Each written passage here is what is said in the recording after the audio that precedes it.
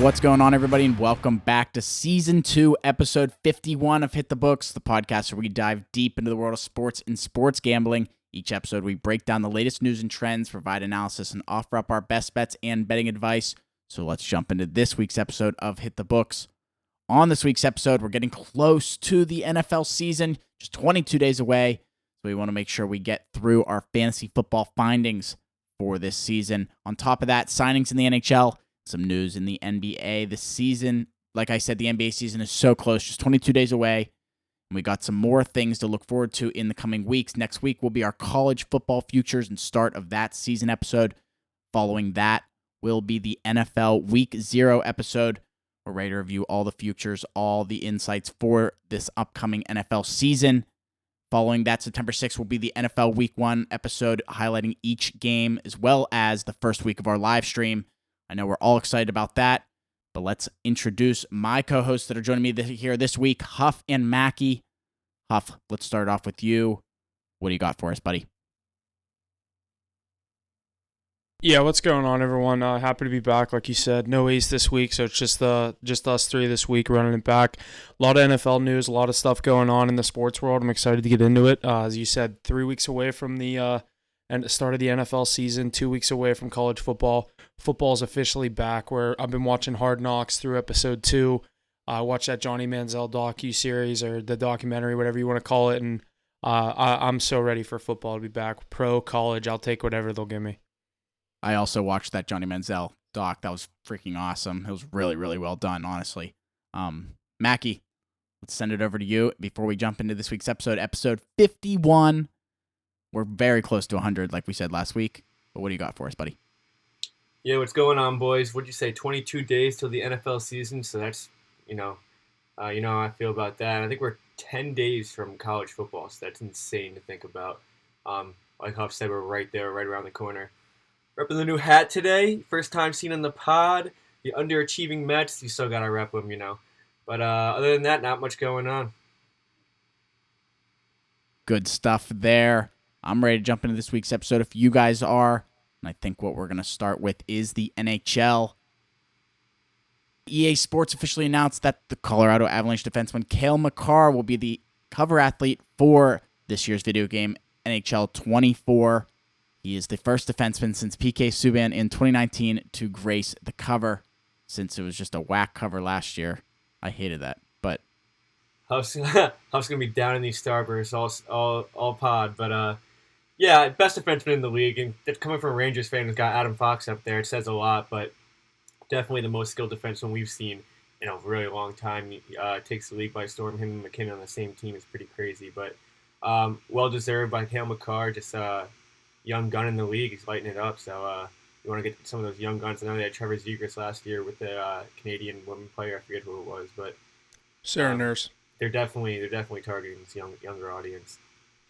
Yeah, like Jesse said, I did not like the cover last year personally. Nothing against Trevor Zegras or Sarah Nurse. I wasn't a fan of like the whole him wearing like shorts and Vans on the cover of a video game. But I don't know. I was just happy to see them get back to a classic cover, one cover athlete.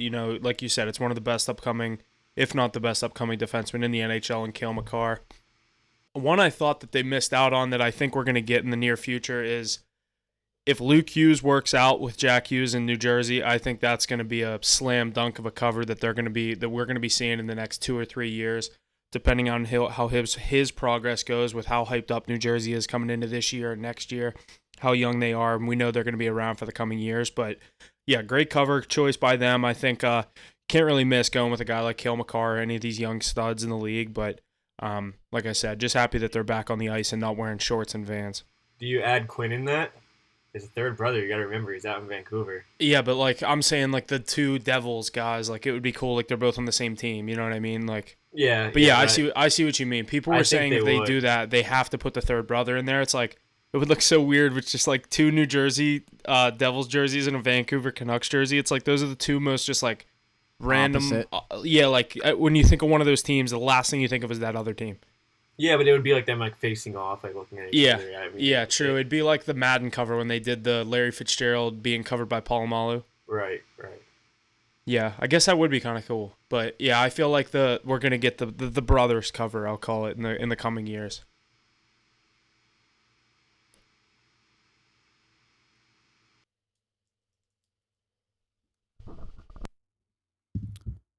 Alrighty, good stuff there. We don't have Ace here this week, but the Boston Bruins center David Krejci announced his retirement from the NHL on Monday.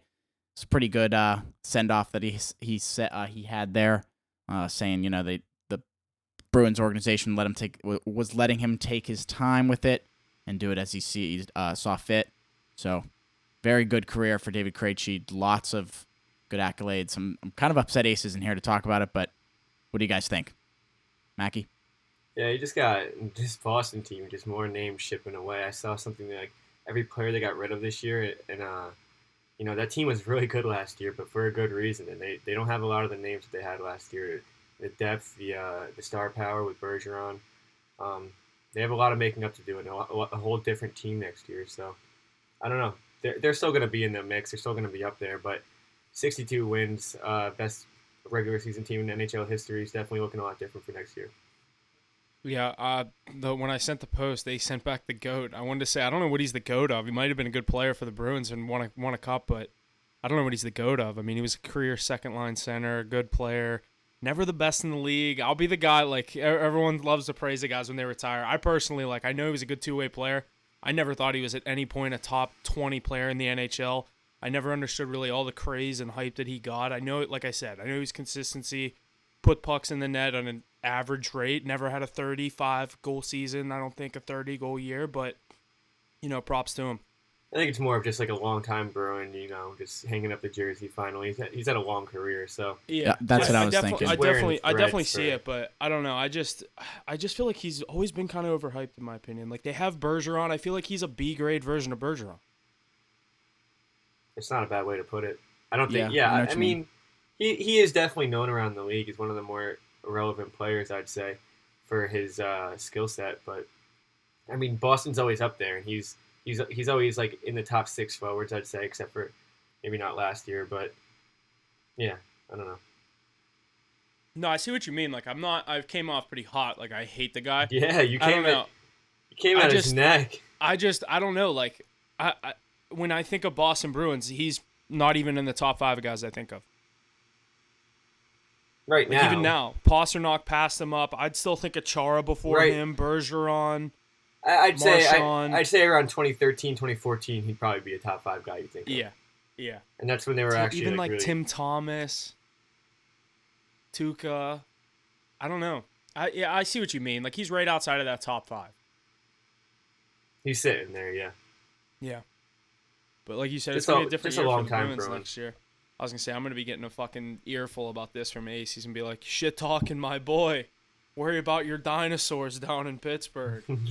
I love when he says that. Mackie was saying it too. Yeah, I chirped in the comments. They're shipping out all the dinosaurs. We'll see what comes of this next season for these Boston Bruins. Yeah, seriously. They're going to worry about those Florida Panthers.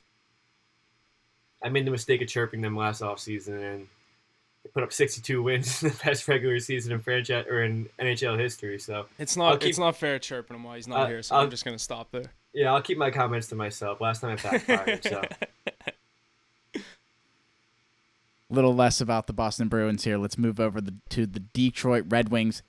They have acquired Jeff Petrie, Michigan native, in a deal with the Montreal Canadiens, giving up demon Gustav Lindstrom in a 4th-round pick in 2025. So that looks like the end of that the Carlson deal, with the Pens sending Jeff Petrie to the Montreal Canadiens and him finally getting dumped over to the Red Wings, as we knew he was going to get moved somewhere. He was going to be one of the pieces moved somewhere, we believe. But what are you thinking about that one, Huff?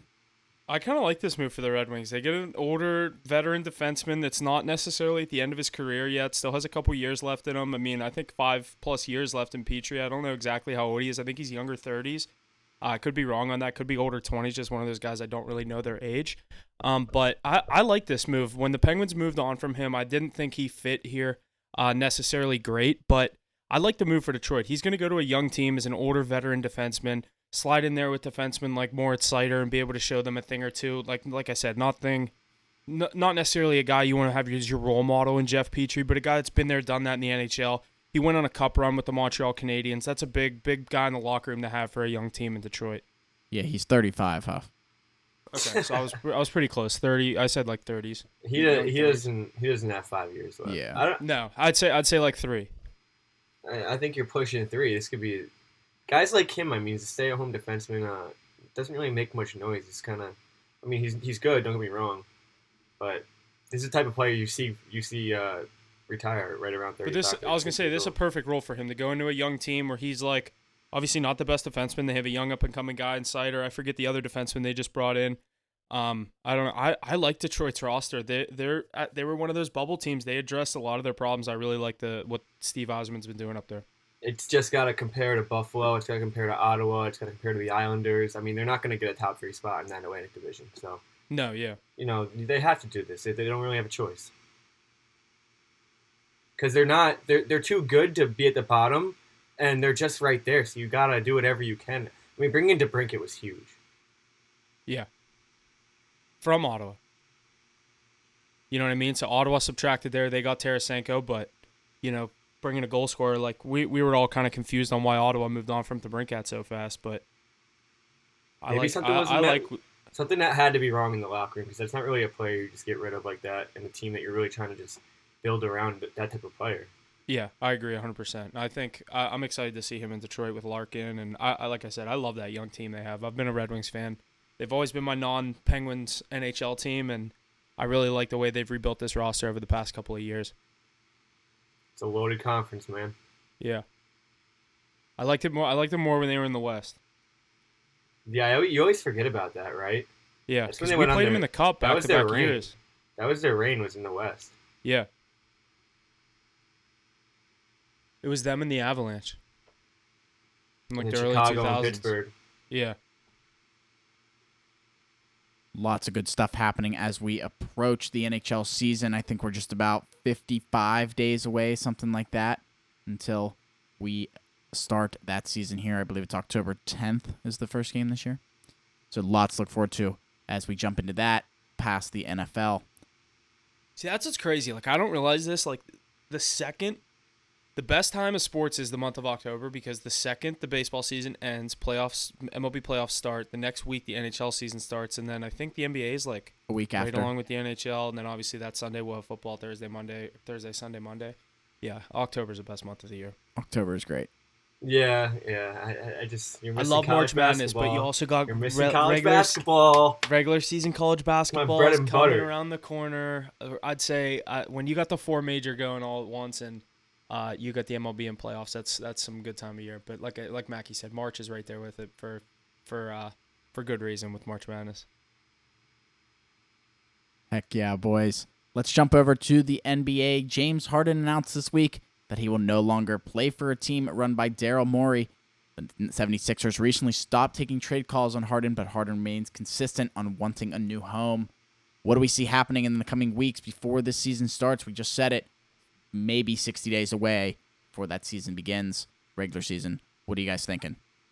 Mackie? So, Mackie, I saw something before you get into this. I saw something that they were talking about this morning. If he's going to sit out, what he's going to do, and there's a clause or something in the new CBA where if he sits out, Philadelphia can actually make him not eligible to become a free agent at the end of this year.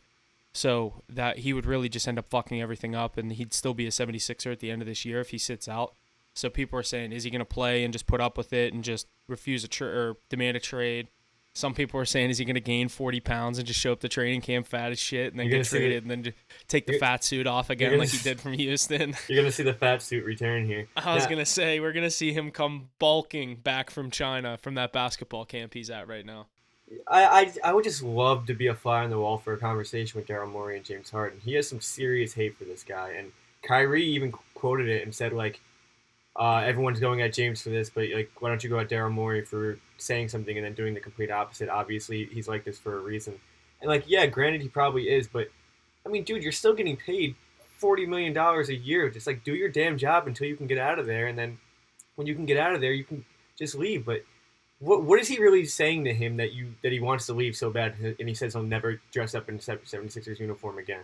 Yeah, because I mean, this could also be something that stems from Houston when he was there with Houston, because Daryl Morey traded for James Harden from the Thunder to the Rockets, and now traded for him from Brooklyn to Philly. So I don't know. Like you said, that it is a good point. I'm interested to see what comes of this. Obviously, Harden's made it pretty clear that he wants to be a Clipper and he wants to play for the Clippers this year. So I didn't even see the Clippers. Did he say that?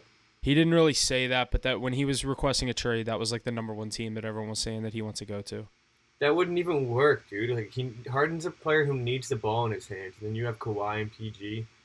I mean, who's taking that last shot? I'm getting it to Kawhi. Yeah, I would too. They all just want to go live in LA and play basketball in LA. Yeah, that's the thing. He likes all the strip clubs out there. Yeah. But, and like the Clippers, they'll contend. They'll make the playoffs next year. You know what I mean? Like.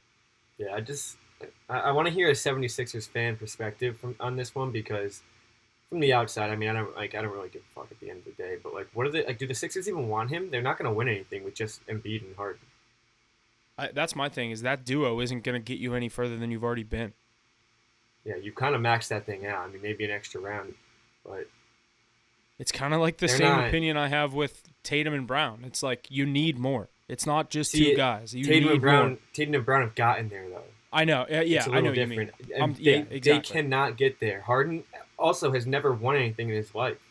Yeah, he's won MVPs. And Tatum and Brown are a lot more younger, and they have a lot more potential. I definitely see that. And they've, like you said, they've gotten there and lost. But I think the Sixers have reached their peak with this duo. And have you seen the thing that Joel Embiid changed his Twitter bio from processing to like whatever the country he's from in Cameroon? Like basically took out all Philadelphia, whatever, from all of his bios on social media. Like, remember when Kyler Murray did that with the Cardinals? Yeah. Yeah, so I don't know. People are wondering if Joel Embiid even wants to be there anymore. I think he said something like, I'm going to try to win here, but at the end of the day, if it's just not working, I'm going to have to move on at some point. Yeah, he said something like, I'll win. I want to win here, but obviously I'll go anywhere if it means winning or something like that. I mean, listen, man, you're getting up there in age. You got a few years left until you got to make a big decision. Yeah. He's getting pretty close to it. Like, I'd say in the next year or two, like, he's getting close to the end of his prime. He probably has like 2014? 2014 he was drafted? I think it was 2014, and we didn't see him till like 17. Yeah, because Okafor was 15, Markelle Fultz was 16. We went through this the one day, and we got pretty close, but we kept forgetting one dude. Because Michael Carter-Williams was 13. Yeah. Now, Embiid, Okafor, Ben Simmons, Markelle Fultz. Was it Markelle Fultz before Ben Simmons? No, wasn't Ben Simmons 16 and then Markelle Fultz was 17? Or am I wrong? Yeah, I don't know. We've already had this conversation before. Yeah. We did this. They just have so many top picks. I mean, how can you keep track of all of them? It's like trying to go back and name all the Edmonton Oilers number 1 picks before they got McDavid. Yeah, right. And guess what? Both of them have 0 rings or cups to show for it. Just goes to show you that number 1 overall pick doesn't always do it. It goes to show you that front offices are a lot more important than you think. Yeah. Finding those guys deeper in the draft they're the key. Jokic, what was he, 45th overall? Drafted during a Taco Bell commercial. Unbelievable. That's right. I forgot about that. But yeah, Sixers need to. I think just let him go. Find some. Build a package for it. It's the NBA. Just let him go. Like, build a package. You know what you can get for a guy like that all the time. You really think you can get that much for him? Like, I know the Dude, NBA pays like. See, I see both sides. Like, I'm like, he's not really worth that much, and then the other side, teams would overpay so much to have James Harden. Teams are going to overpay for him because he's really probably not worth that much anymore. It's not 2019 Harden where he's putting up 50-point games, 4 of them in a week, but he's still James Harden.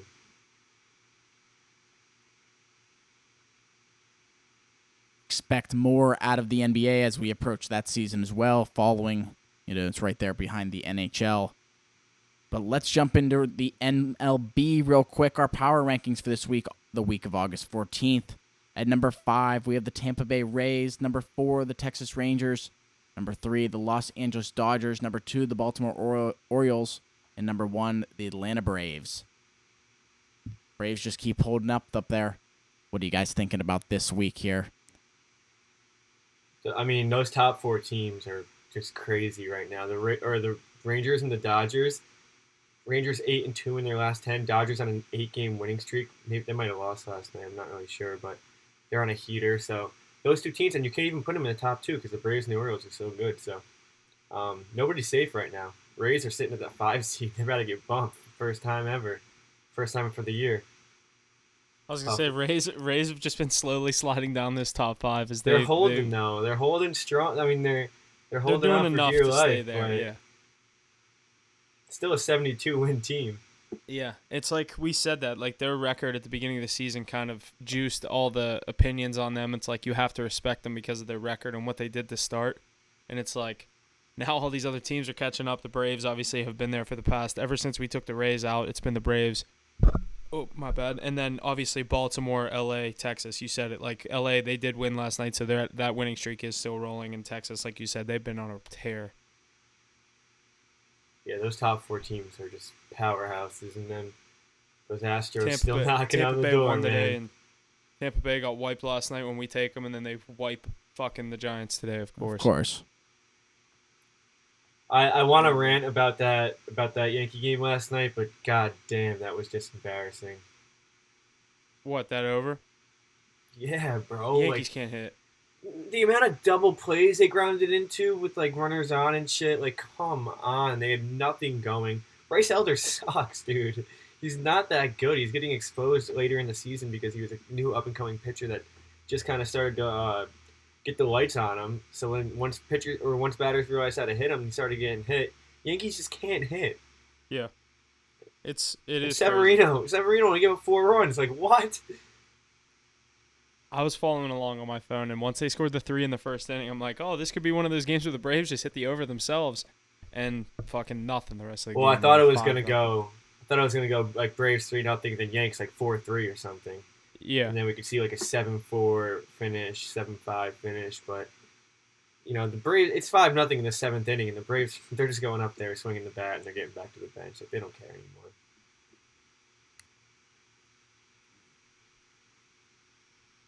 Yeah, you're right about that, Mackie. I've heard some different things with the Braves that they're just like, they don't care. They're like, we're at the top. We're just kind of playing baseball. Like, it's all fun at this point. And now Albies is out for them. I think he's on a 10-day IL. I don't know what his injury was. I'm looking at it. 10-day IL with a hamstring injury. He didn't play yesterday, and he's obviously not playing tonight. He's on the 10-day IL, so they'll be missing him in the lineup. But that lineup's so gross, it doesn't really even matter when you take one of those guys out.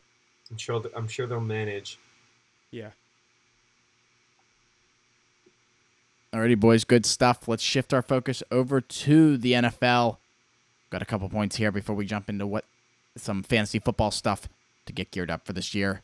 First point here, the Dallas Cowboys and All-Pro guard and team captain Zach Martin reached an agreement on a deal worth $18 million a year, all fully guaranteed. Mackie, or Cowboys keeping someone there, or keeping the team captain around, Zach Martin. What are you thinking? Yeah, we talked about this a few weeks ago. We knew that they were going to come to an agreement. $18 million a year, that was a lot for a lineman. I'm not sure if that makes him highest paid. Huff, you probably know more than I do. Huff. What was the deal? I can't remember. What was the $18 million a year? I think that is right around, because I think 17 was the highest. So that was just one of those petty deals. They probably tried to top it by $1 million or $500,000. Well, he probably said, "Make me highest paid," and they're like, "All right, we'll give you $1 million extra." Yeah. He's like, "Deal. I want it." He just wants the recognition to say, he like, wants the recognition. You guys realize what the fuck I've done for you for the past however many years, like. And I was watching that Johnny Manziel thing, and I forgot how hard AT&T Stadium was booing when they drafted Zach Martin instead of when they all wanted Johnny Manziel. It's like, yeah, I think you guys were pretty happy you took Zach Martin, a Pro Bowl, basically a Hall of Fame lineman. It's like, it's not the flashy pick, but we see where Johnny Manziel ended up. Yeah, slugging beers. Nah, yeah, but great signing. Everyone knew we needed to do it. I think it was inevitable that it was going to happen. So glad they came to a settlement. Dak was probably begging for that deal to get done. A lot of the money's gone now, though. What are you going to do next year on CeeDee Lamb's contract year? Just gave Trayvon Diggs all this money. They'll figure something out. The cash over cap stuff. Jerry Jones has all the money in the world. They'll figure something out. Jerry Jones is like, here, I'm sliding you $4 million extra under the table. Yeah, you'll just never know about it. Good stuff there. Let's head up to the northeast. The New England Patriots are signing former Cowboys running back Ezekiel Elliott to a one-year deal worth up to $6 million. What are we thinking about this one since Ace is in here, Huff? What do you think? I like this deal for the Patriots. I said when Zeke first got cut or whatever was going on with the Cowboys, what that situation was, I said that I thought he should go to a team where he's not necessarily going to be the number one back, where he can focus on coming in key situations on third down, third and short, goal line, where he can go in and just punch the ball in for the end zone. And sitting behind a guy like Ramondre Stevenson, the Patriots don't have Damian Harris anymore, so it's going to be the Stevenson and Zeke Elliott show up there. A run-heavy offense, but a young third-year running back in Ramondre Stevenson is going to come in to this season as obviously the number one back, and you have a veteran Ezekiel Elliott behind you that's been there, done that, scored many touchdowns in the NFL before. He's played in the biggest moments other than the Super Bowl. But, I mean, to have a guy like Zeke on a really young offense, I think that's a big move for the Patriots, especially when their bar at the beginning of the season was, we're getting DeAndre Hopkins, we're getting Dalvin Cook. I'll take Ezekiel Elliott. It's not either of those players, but you go and get a running back that you can trust if something were to happen to your young guy. Yeah, I don't love the move by the Patriots. You're giving him $6 million. Zeke is washed, man. He's not. It's a lot of money. He's not what he used to be. He's not explosive anymore. He doesn't cut. He doesn't hit holes like he used to.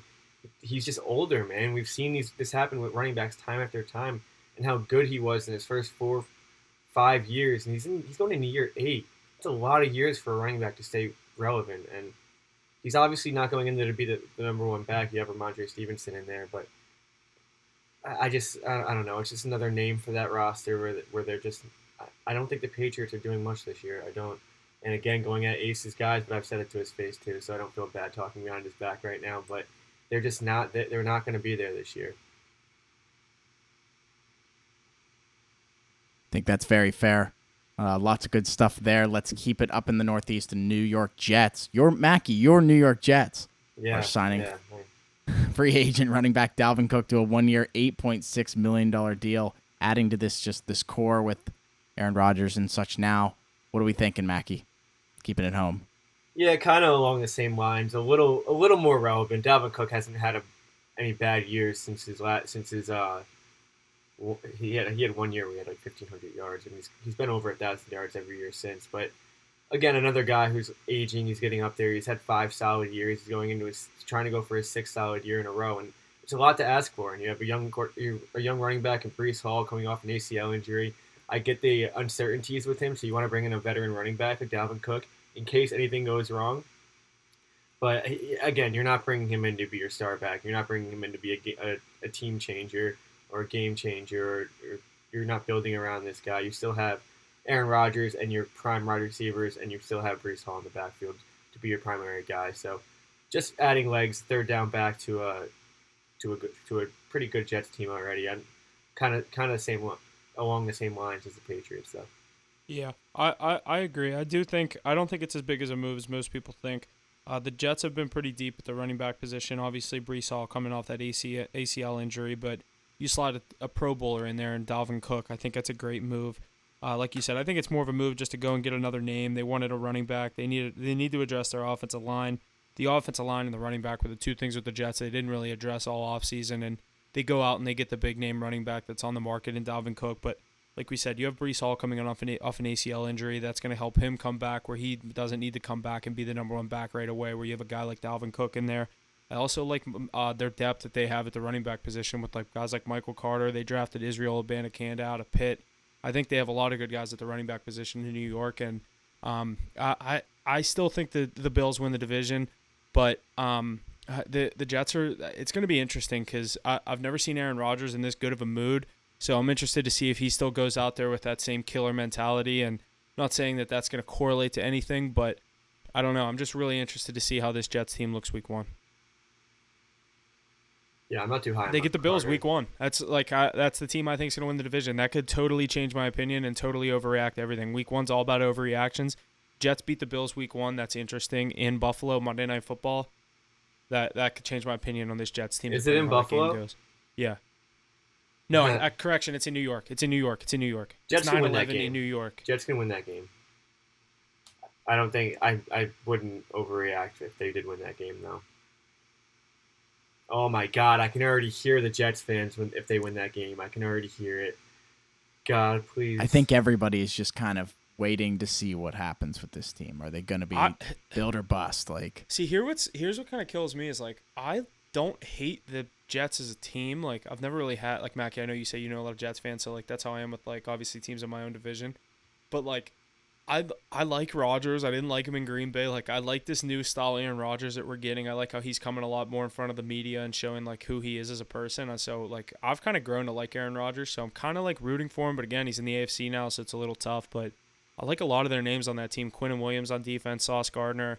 I like that Jets. I like a lot of the pieces that they've built. But obviously when you go out and build a super team, but I don't know. I like the core that they have, but I don't know. I think it's too easy to compare them to – people want to compare them to what Brady did in Tampa. He's going to go there and win the Super Bowl first year. It's like that is so hard to do with such a young team. Yeah, this team has names all over the field on offense and defense, but I do like this team. I think they're going to be good, but win the division is going to be tough. Yeah, I got some Jets fans. They're like Super Bowl or bust. Like it's not Super Bowl or bust. Any Jets fan that's listening, yeah, it is not Super Bowl or bust. Well, that's what I'm listening to. But there's also other Jets fans that are like the same thing as me with Cowboys. They're like, we're still the Jets. Like, it's probably is not going to end that well anyway. But yeah, that's the more realistic thing. I think obviously I have them as a wild card team, I'd say, but I don't know. In the next week, I'm gonna do my standing predictions. I'm gonna go through the entire schedule and I'll see where they land. But right now, off the top of my head, I probably have them sitting on the outside looking in. Yeah, I definitely have them near that 6, 7, 8 spot. Farty, come here, boy. Farty, hey. Oh, what? Are you trying to tell me something, boy? What? The Black Lincoln Collective podcast? What? BLCpodcast.com? And Twitter? And YouTube? Farty! Thank you so much. Good boy. Good boy, Farty.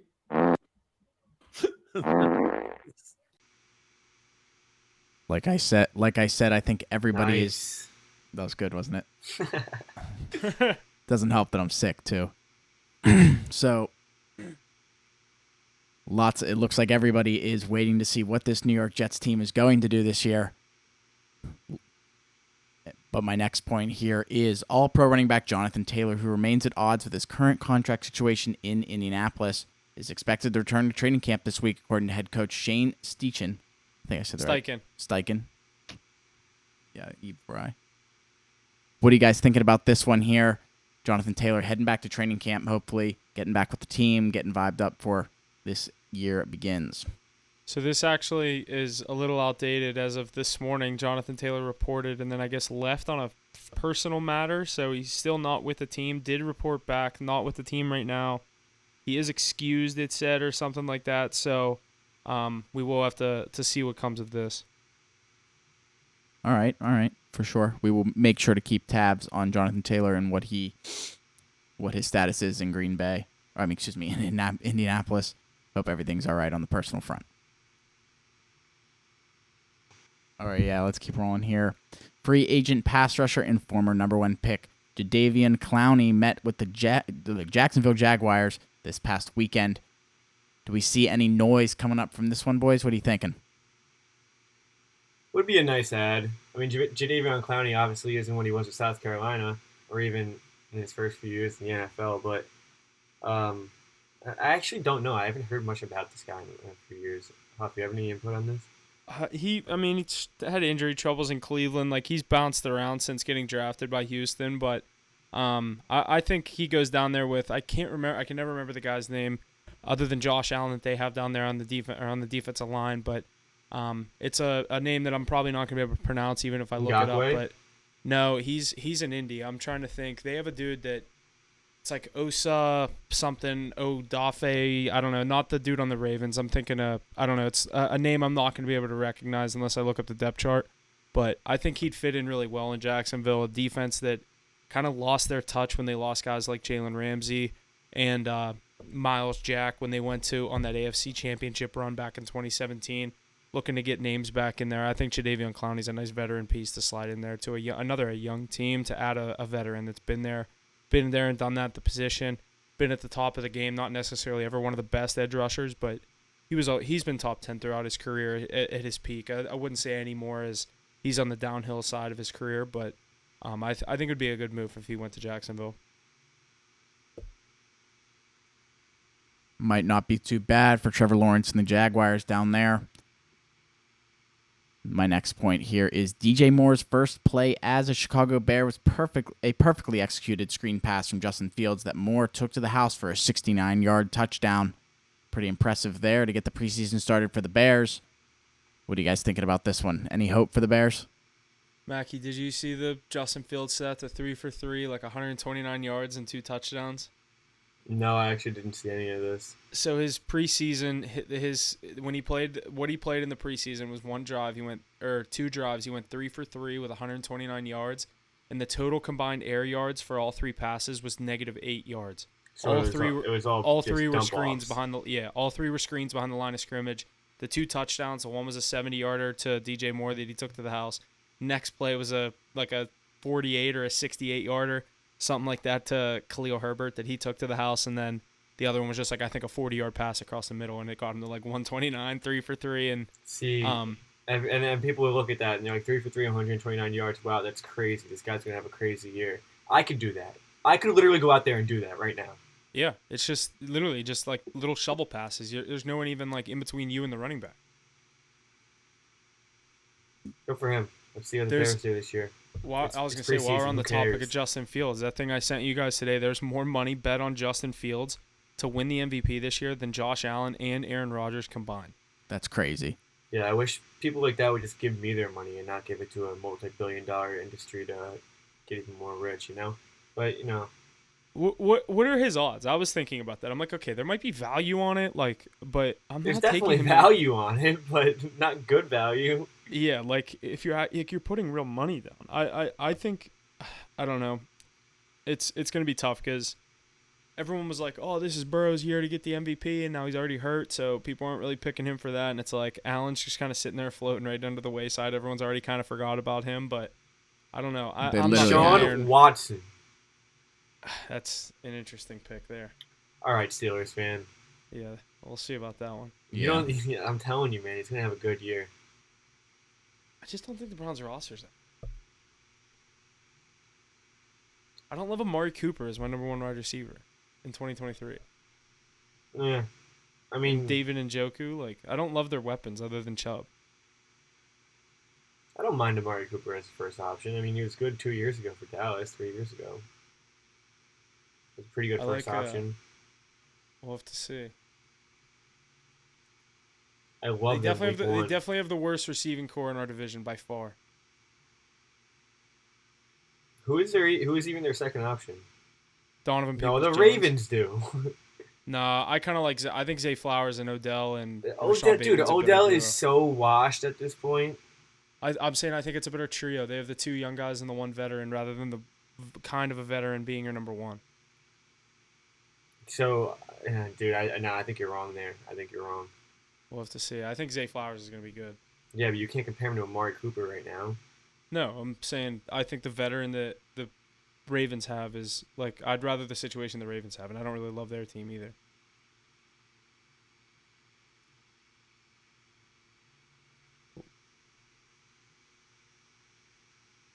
We good to move on? Sorry. Let's get into the fantasy stuff. Alrighty, boys. Yeah, let's jump into some fantasy football talk before we jump into this season.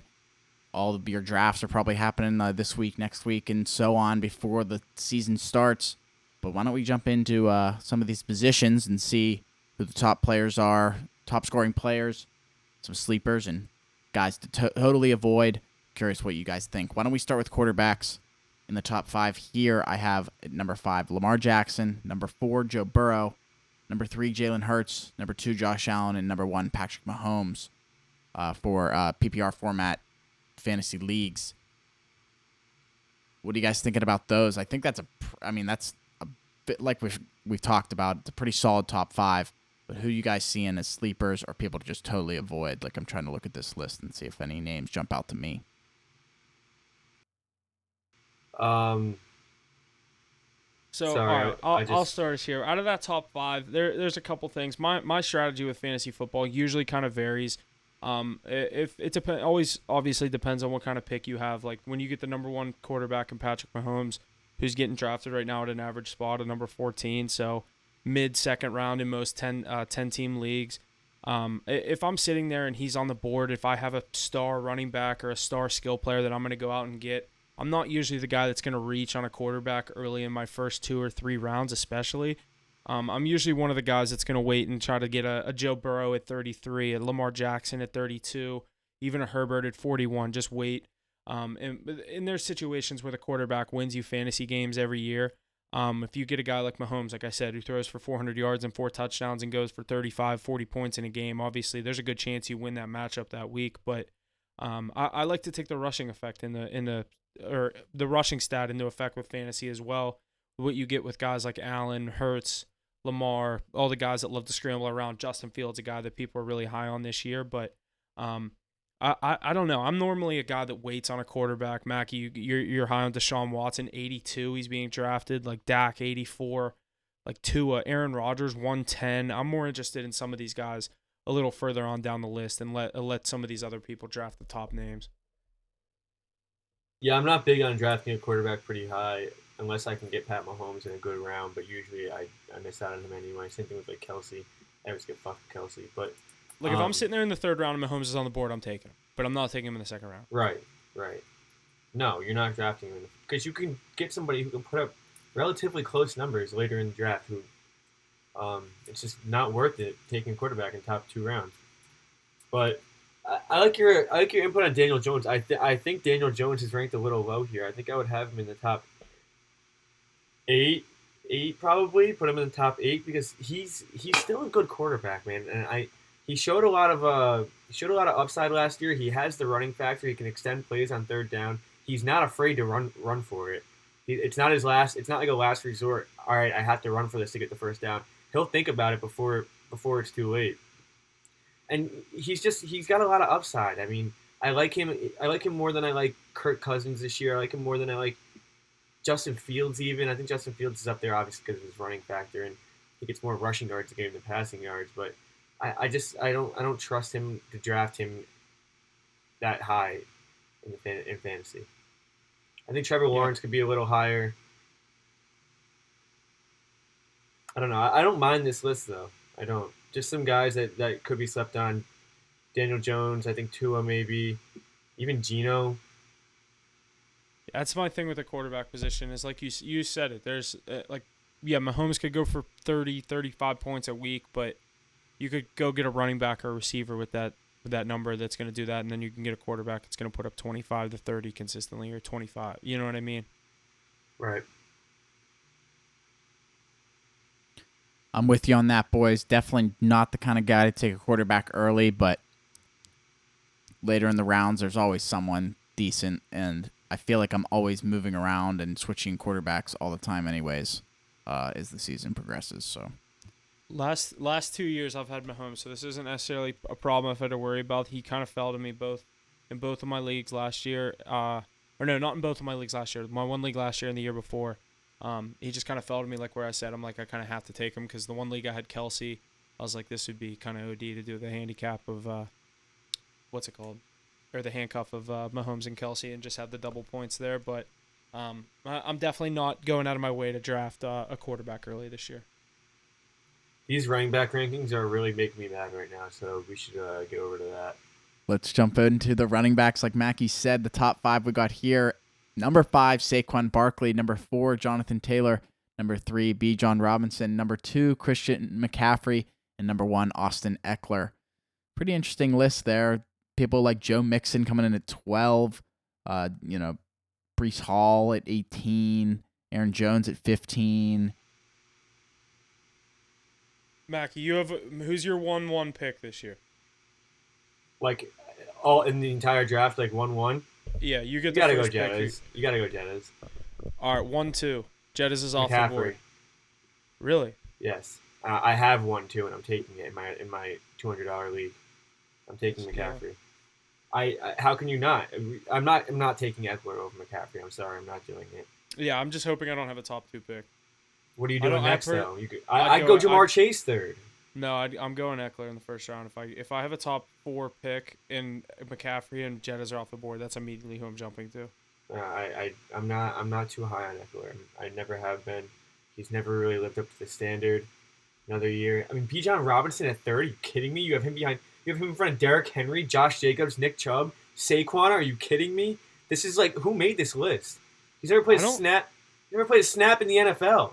I personally don't love. I know. Yeah, I agree with that. I don't know how he's ranked up there that high, and like guys like. I mean, I could name guys that are way under him that shouldn't be like. You're still gonna like a guy like Cordell Patterson. You're still gonna give him the reps that he deserves. And right now he's ahead of Bijan on the depth chart.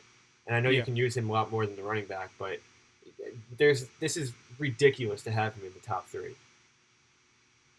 My thing with like guys like Derrick Henry, I don't love the Titans line as much this year. They've definitely let go of. I think they lost 3 starters on the offensive line this year, so Derrick Henry's definitely one of the bigger names I'm looking to stay away from. I've had him in a few years in a row, and he's been absolutely stellar. Same here, Mackie. No complaints across the board, no way. But like you said, yeah, the line has kind of dwindled a little bit. The Titans have gotten a lot worse, not really in contention this year, in my opinion. The ship has sailed. Definitely someone you don't really want to go out of your way to get.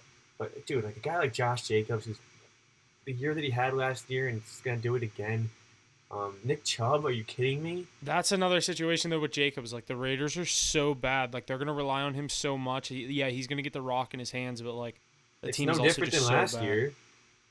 I don't know. I think they had more of a passing threat last year with Carr and, what's his name, Renfro and Darren Waller. Adams.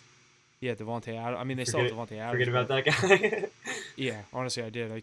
He like doesn't want to be there, so I kind of forget that he's there. I don't care, dude. I think you got to put Jacobs and Chubb a little higher here. Saquon, Jonathan Taylor's a little high in my opinion. I think Chubb should be higher in the situation that now Kareem Hunt's not there. Yeah, so you're Chubb's getting getting away that much second more option. carries. I mean, how the year he had last year, probably the most dominant running back in the league last year. Mm-hmm. Another guy I'm looking to stay away from as a Steeler fan is Najee Harris. I'm not going to be drafting Najee Harris this year. I think the Steelers are looking. I think they're looking to use Jalen Warren a lot this year. I kind of like him, dude. I like Really? Najee this year because last year everyone was so high on him in his sophomore year. Everyone's like draft Najee. Terrible year, underachieved to the max. Now his stock is at the fucking ground. He's gonna have a monster season. Yeah, I mean, obviously, like being a Steeler fan, if he's sitting there and I think he's like if it's him or fucking Joe Mixon, I'm obviously gonna take Najee just to have a Steeler on my team. I do it every year, but I don't know. I think I just am very interested to see with what they do with Jalen Warren. I really like him as a second option at running back, and I think if Najee has any kind of games where he sits out because of injury, I think Jalen Warren can step in there and have a really big game. Yeah, I mean, Kenny Pickett, you gotta do something this year because this team is good. He will give him time this season. You're banking on it, but like. That's the NFL, dude. We're always banking on I'm asking you, realistically, do you like if you weren't a Steelers fan, how good of a season do you think Kenny Pickett would have this year coming up? As like a non-biased Steeler fan, I truly think that they have the second best roster in this division. With the amount of weight that the quarterback position holds, I highly disagree. I just said roster. Yeah, but you gotta obviously the offensive line, the quarterback, the first option receivers carry a lot more weight than. There's no elite offensive line in the AFC North though. No, I know, but I'm just saying those are position players who are gonna carry more weight, and I think Kenny Pickett is definitely the worst quarterback in the division. Yeah, right now, obviously. What do you mean right now? Yeah, right now. Who do you think he could overpass this year? Deshaun Watson. Oh my God. I think you're thinking without a doubt. I think you're thinking way too much as a Steelers fan. Way too much. No, dude. I truly I'm looking at the year he had last year. What he came in and did in the second half of last year, totally put the first half aside. Basically, if I split his season in two, what he did in the second half, yeah, he threw the interceptions. He came up in the biggest moments. 2-minute drill on Christmas Eve against the Raiders. 2-minute drill against the Ravens to go out and pretty much put the Ravens on the brink of a playoff spot elimination. Did it and scored in Baltimore. The kid has it, dude. I'm telling you. And the team is only getting better. The offensive line got better. They got Mac another year with your offensive coordinator. I'm telling you, I think he's going to be something special. Yeah, I think he did it. He did it at every level. We'll have to see. And now his team's only getting better. Yeah, well, we'll see what he can do this year. I mean, we know that Steelers team around him is pretty good, so. Absolutely, boys. We'll have to see what they can do. Let's move over to the wide receiver position. Top 5 going as followed. Number 5, Devontae Adams. Number 4, Tyreek Hill. Number 3, Jamar Chase. Number 2, Cooper Kupp. And number 1, Justin Jefferson. What are we thinking about this list? We as mad as Mackie was about the running backs list? No, definitely not. I think not putting Jamar Chase at 2 is a bit disrespectful, but obviously Cooper Kupp, if he didn't, other than his ACL injury last year, I think it was an ACL injury, but he had the Triple Crown 2 years ago and won Super Bowl MVP, so no disrespect there, but it's a good list. I don't mind it. Stephon Diggs maybe a little higher ahead of Devontae Adams with the quarterback situation over in Las Vegas. A.J. Brown could probably move up a bit. I don't know. Huff, what do you think? Yeah, the receiver that I'd have my eye on in the first round is Tyreek Hill, and I think for good reason. What they do in Miami, the way that McDaniel kind of schemes the offense around his speed, and I know they got Jalen Waddle on the other side, but I think Tyreek Hill is definitely the guy that I have my eye on. If I don't have like I said, a number 1 overall or number 2 overall pick, that's definitely a guy I'm keeping my eyes on in the first round. Are you taking him over Jamar Chase? I don't know. It's tough. I'd have to kind of just flip a coin. I don't know. I probably would, just because of the situation with and both quarterbacks are. I mean, Burrow's coming into the season with a leg injury. We don't know how much he's going to play. Tua's coming into the season healthy, and he's had many concussion injuries. We never know when he's going to play. I mean, it's both kind of interesting situations with that quarterback. I think if you take that into play, you're taking Tyreek Hill all day. I think Joe Burrow makes Jamar Chase a lot better than Tua would make Tyreek Hill. Yeah. That's a good point. Good stuff there, boys, from the wide receiver position. Let's move forward to these tight ends. The top 5 is 5, George Kittle, 4, Darren Waller, 3, TJ Hawkinson, 2, Mark Andrews, and 1, Travis Kelce. What are we thinking about this list as we jump into this 4th position of our fantasy, or 4th position of our fantasy chat? One guy that I'm on for the tight end position that's obviously, I think you set him in the top 5, but Hawkinson up in Minnesota, with how much double coverage that Justin Jefferson is going to be seeing this year with no Adam Thielen on the other side of the field. It's going to be KJ Osborne. He's going to have to step up into a big number 2 role in there in Minnesota. I think TJ Hawkinson has a really big year, and I think that's a good pick that you can get at the tight end position if you let guys like Kelce, Kittle, and Andrews fall early. Yeah, I agree. I think Darren Waller might be a little too high. I don't think Daniel Jones is a big tight end quarterback. He doesn't really look that way the most, but like your guy Muth over there at 8, I think he can drop down a few spots. At least over Kyle I was surprised to see him that early, this early in his career at 8.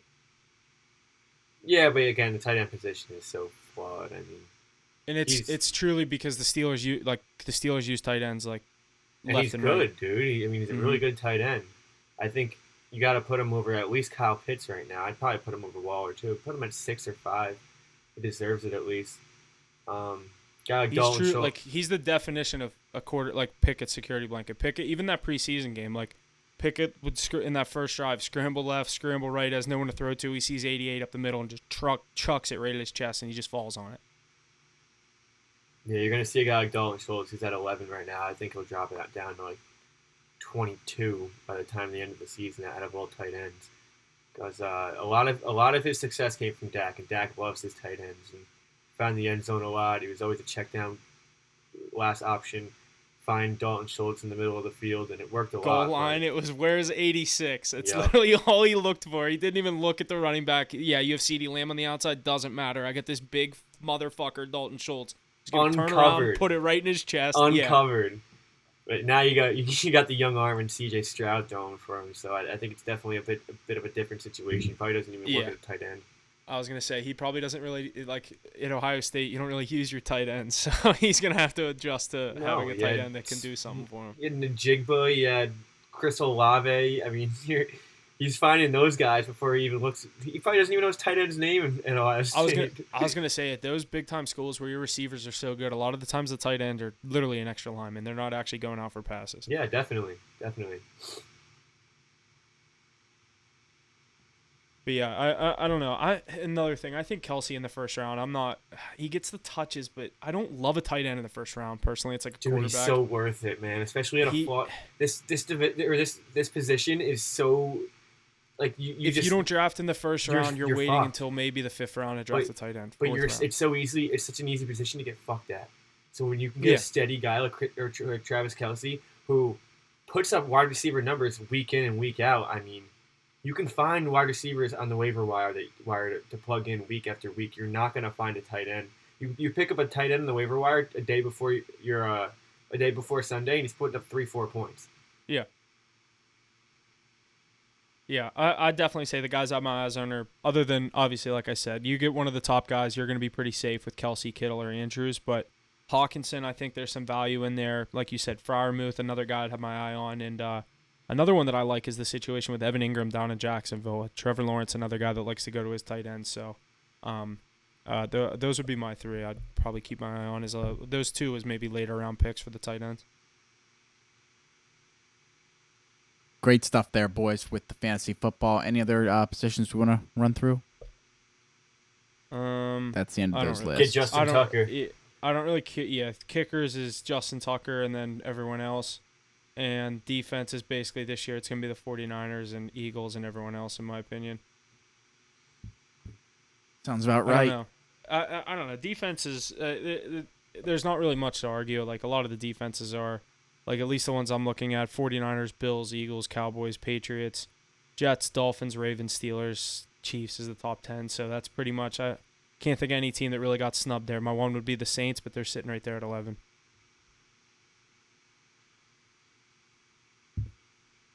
So yeah, I think that's pretty much it. I mean, that's kind of what I'm looking at going into my fantasy. We'll just try to stay away from a lot of the high. Like, I'm not, like I said, not big on the quarterbacks in the first round, unless like I said, in the situation where a Mahomes or one of the top quarterbacks fall to you in maybe the late second or early third round.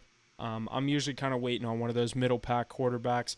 I'm usually obviously a running back or wide receiver in the first round kind of guy, especially in a PPR league. Go get me that point per reception, a guy that's going to get the most touches on a Sunday, the kind of guys I'm looking for in the first round. So definitely think we had some good input on what we like so far and what we like coming into this fantasy season, and definitely something we're going to keep our eyes on, as we are obviously a gambling podcast, never really touched much into the fantasy world, but obviously we all play it, so definitely something we're gonna dive into more throughout this season. Heck yeah, lots to look forward to in the fantasy world. I'm looking forward to our league. How much is our league this Sunday. year? So it's just next Sunday? Yeah. That's right. Sweet. I'm ready for it. Alrighty, let's jump over to some college football. The 2023 preseason AP poll top 25 has officially been announced. The defending national champion Georgia Bulldogs remain at number 1. Michigan following them at number 2, with Alabama at 3. Ohio State at 4, and LSU at 5 to round out the top 5 ranked teams in the nation. What are you guys thinking about this list? Huff, I believe you put this in here. What are you thinking as we get closer to the college football season as well? Yeah, and like I said in the 1 Minute Monday this week, obviously Georgia's coming into this as the number 1 team, the back-to-back defending champion. What they're going to do with Carson Beck under center, I said I don't think they're going to make much of a step back, and I really believe that. Georgia could be looking at another undefeated season. I don't know if anyone's seen their schedule coming into this year. I don't know how they did that, but their schedule is very friendly. They're looking at another undefeated season and basically a lock for the college football playoff, in my opinion. As the 1 seed, they'll be there most of the season. Michigan at number 2, looking to run the Big Ten next year with Ohio State at number 3. It's going to be interesting to see what happens there because I also really like Penn State's team coming into the season at number 7. I think what Michigan has in Blake Corum and Donovan Edwards is going to really translate to the way the Big Ten plays. It's that slower, low scoring game. When you can run the ball in the Big Ten, it really goes a long way. But Ohio State guys like Marvin Harrison they have down there, Alabama, LSU, they're always going to be around. But I think the easy pick right now is going to say Georgia's going to win it all. But I'm really excited for this college football season. The one last year with the normal format before we get into the new kind of reseeding of the divisions and the new format for the college football playoff with the 12 teams next year. So kind of one last ride with the normal format for college football this year. Yeah, I like pretty much everything you just said, Georgia. I haven't seen their schedule, but they don't have to play Alabama every year, so. I'll read you their schedule, dude. It's comical. It's actually like, I don't know how it works out that this is their schedule. It's crazy. But keep going with your point. Whenever you're done, I'll read through the schedule. I thought I saw Alabama at 4. I could have been wrong, though. I do like Penn Bama's State. 4. Bama's 4, yeah, you're right. LSU's 5. Ohio State's 3. Yeah. Yeah, Michigan, Ohio State, and Penn State going to be fighting it out this year. I think Penn State's I think they're ranked 7th, but they could definitely be a top 5 team. Mac, you ready for the schedule? Yeah. Week 1 at home against UT Martin. All right, I honestly, their non-conference games are probably all jokes, aren't they? Week 2, Ball State in Georgia. Week 3, we will welcome to the SEC. Week 3, South Carolina in Georgia. Week 4, UAB at Georgia. Week 5, Georgia at Auburn. Auburn's not going to be anything special this year. Week 6, Kentucky at Georgia. Georgia at Vanderbilt. Georgia at Florida. Missouri at Georgia. Ole Miss at Georgia. Georgia at Tennessee. Georgia at Georgia Tech. Georgia at Tennessee is their only ranked game coming into the season. Ole Miss is ranked 22nd. Tennessee's their only. Hendon Hooker's gone. Yeah. So Tennessee's probably not going to be all that this year either. Yeah, that's a cakewalk, and I feel like that's why I don't like how the SEC is split up into 2 divisions. Like it's such a power conference, and they just don't utilize the entire thing. So who's the other side of the SEC? LSU, Bama, LSU. I thought Texas A&M. I'm pretty sure Florida's the other side too, but if they're playing Georgia, Texas A&M, it'd be A&M. Like Arkansas. Yeah. Bama, LSU. Auburn. No, it is. Auburn's in that other division. Ole Miss is in that other division. Their non-divisional games in the SEC are Auburn and Ole Miss. They dodged Bama and LSU. They always dodge Bama. Always. Yeah, because they want them in the college. They want them to get the SEC championship game. Yeah, and it's like they can still get it, man. The SEC East is Florida, Georgia, Kentucky, Missouri, South Carolina, Tennessee, and Vanderbilt. And the West is Bama, Arkansas, Auburn, LSU, Mississippi State. That's the one I was forgetting. Ole Miss and A&M. The West is way better. Yeah. The East, Kentucky, Missouri, South Carolina, Vanderbilt. Those 4 is just like they honestly don't even belong in the SEC. For football, at least. Right. I don't know. Should be a good year, though. Yeah, I'm so excited for college football. It's, 2 weeks away? We're Week 0 doesn't really count for college football because I hate, like I said, Georgia versus UT Martin. Georgia's going to be a 37.5 point spread. Like, I'm just not betting on that game. I'll probably take Georgia minus 37.5. Right before kickoff. Yeah. I'll be like, there's no way this team even scores. And they'll win. No, it'll be 52.5 point spread, and Georgia will win 52-3.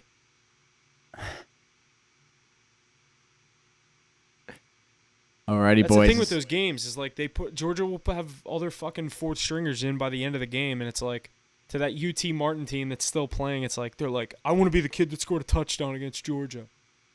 Literally. It's like, well, buddy, good luck. It's gonna be harder than you think. Yeah. Going to be a really good college football season, fast approaching. I've said we're just a matter of maybe 2 weeks away, if that.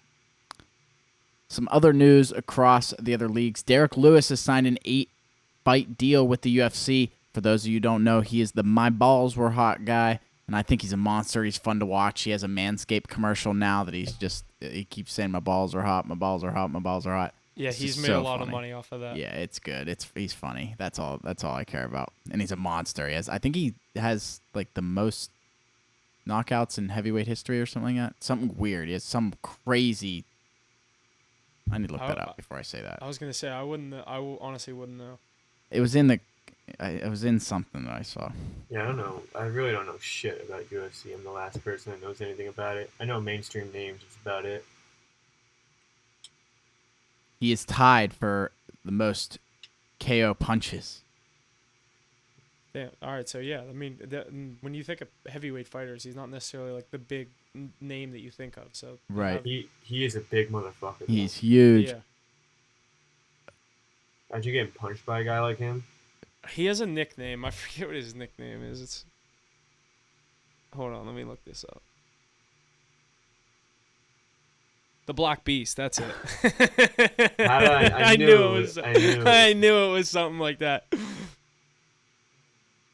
Good stuff there. And the last point I have here, the infamous Musk and Zuckerberg fight seems to be called off. Zuckerberg announced in a Threads post earlier this week saying that Musk isn't serious. Musk came back at him on X, formerly known as Twitter, and said that Zuck is a chicken and he can't go to Chick-fil-A because it would be cannibalism. So they're just taking shots at each other on their own platforms now, and on their own social media platforms that they each own. They won't go on each other's to directly go at each other. So they're like subtweeting each other on their own platform. It's like, what can billionaires do to make fun of one another?